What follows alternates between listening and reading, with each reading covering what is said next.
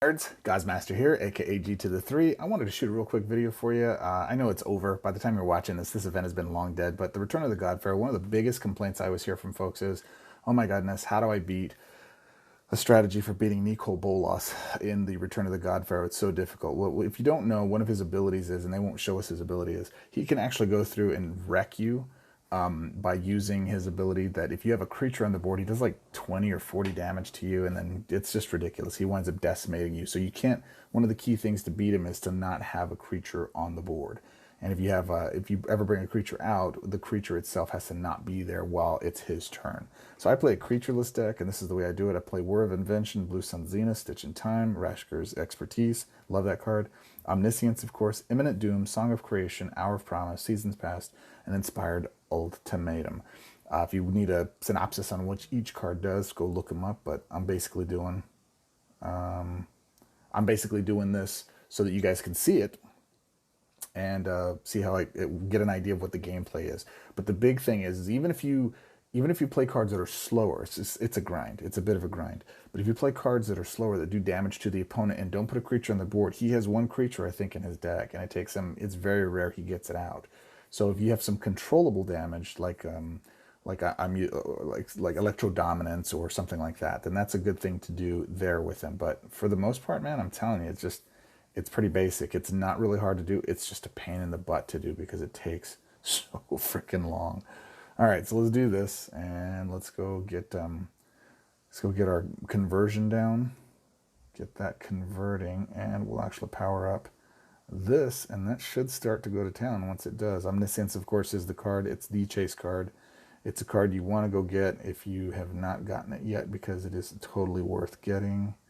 And am I here? I guess I'll do that. And look at, of course, he cascades into that. But what happens is you'll notice all the cards in his hands just fill up, and then he has all this he can't do anything else in his hand. It's kind of ridiculous. Let's go here. And let's take the slowest approach possible to actually winning this game. Come on, man. Give me some better drops, man. All right, there's that. Let's do this. Another trick, too. If you do have Omniscience, you usually want to cast all of your stuff that you can prior to getting Omniscience out so you can save more of its charges.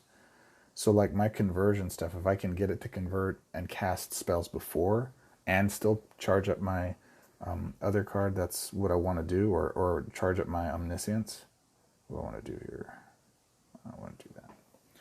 Okay, so let's see if it backfires. No, it's still charged pretty much everything. So it's going to feed the entire cards in my hand. I could have probably dropped it a little bit lower, but that's fine. So we want to pick him. We fire. We gain 10 life. We do 2, and now Imminent Doom does its thing. It just starts to go and go and go. All right. Where is that? We got just another one to keep it going, so we'll just keep it rocking and rolling.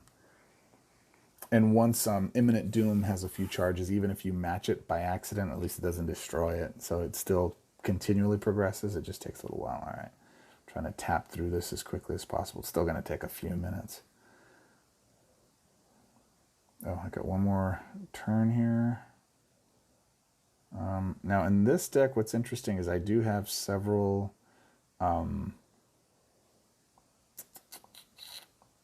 what is that? Imminent Doom, and that is Song of Creation. So we don't actually need another song. And we actually don't need another one of those. So, let's see here. All right, we're just going to make this fast.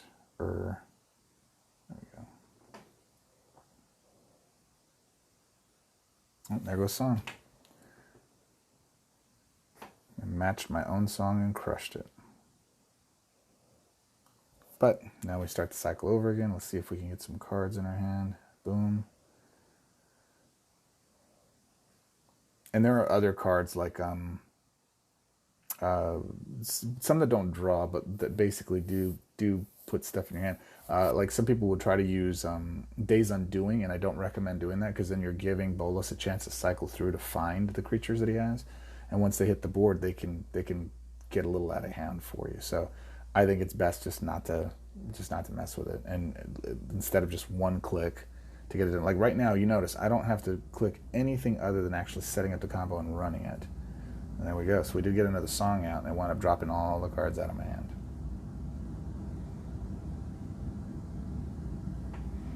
All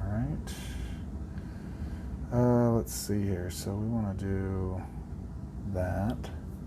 Let's actually do this. Let's get our mana bonuses up. Oh, that's good. It's real good. All right. I'm gonna go here, catch a 5-drop, get some free mana.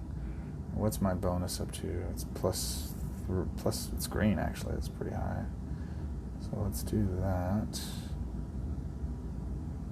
Does that do anything for me? No. Oh, doggy. I should have just used it. I got greedy.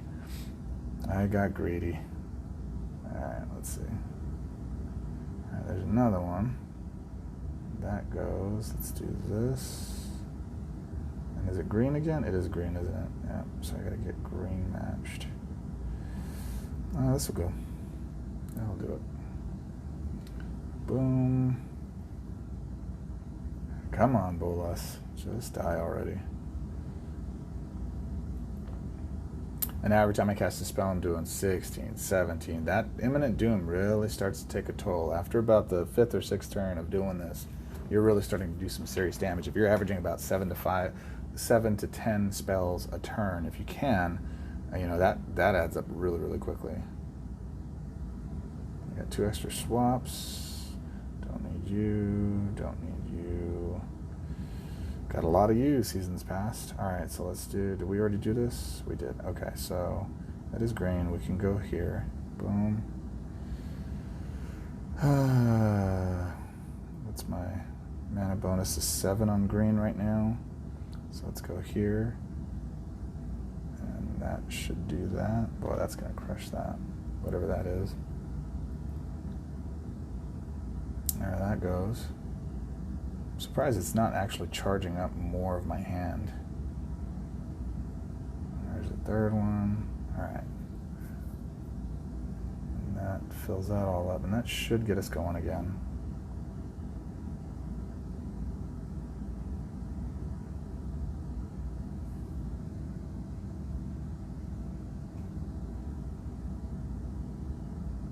All right, cool.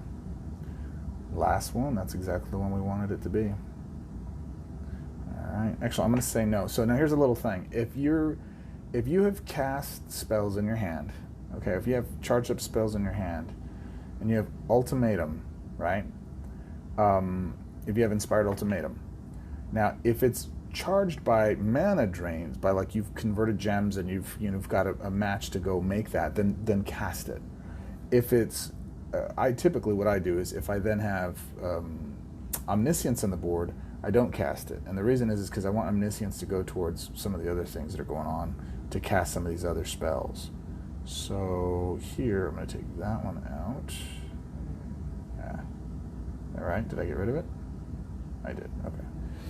All right, so now I'm going to go,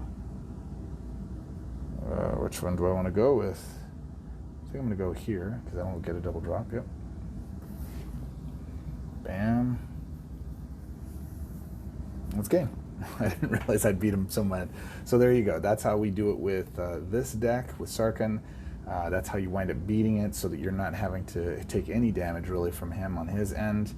And that's it. I hope you appreciate this. I hope this helps. Again, these are OP, super powerful, ridiculous, awesome cards. You may not have half of these in your collection, but the great thing about beating him is you just need cards that do direct damage with no creatures in it. So pick a Planeswalker that winds up giving you a lot of opportunity for anything that would do trap cards or anything like that. It's a slower process. You can do it with uncommon cards.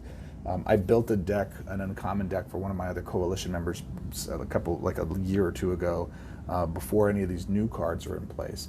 And these new cards that are in place are really awesome.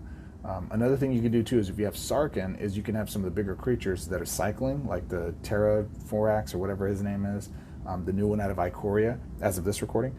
And then you could cycle through him just to get through the rest of what you're doing. But once you actually you're close to beating him, like he's only got 30 life points left, instead of grinding it out, you can actually use your third ability and go get it. Or another creature that you can use that I might want to add into this is, let me find him real quick for you, is Ball Lightning. Ball Lightning does really good because if you do have him, he's a masterpiece, but if you got him, what happens is he comes down, hits the board, attacks, does double damage, and then he dies. So then he's not there. And there's some cards that will bring him back if you have a support in place that just reanimates him and he goes. Any creature that dies at the end of turn with haste, something to consider there because those work really well to help get him going. Anyways, that's it. I appreciate you, my friend. Hope you enjoyed this. Let me know, comment, like, whatever. Do some stuff. I will see you on the next one. Have a good one. Bye.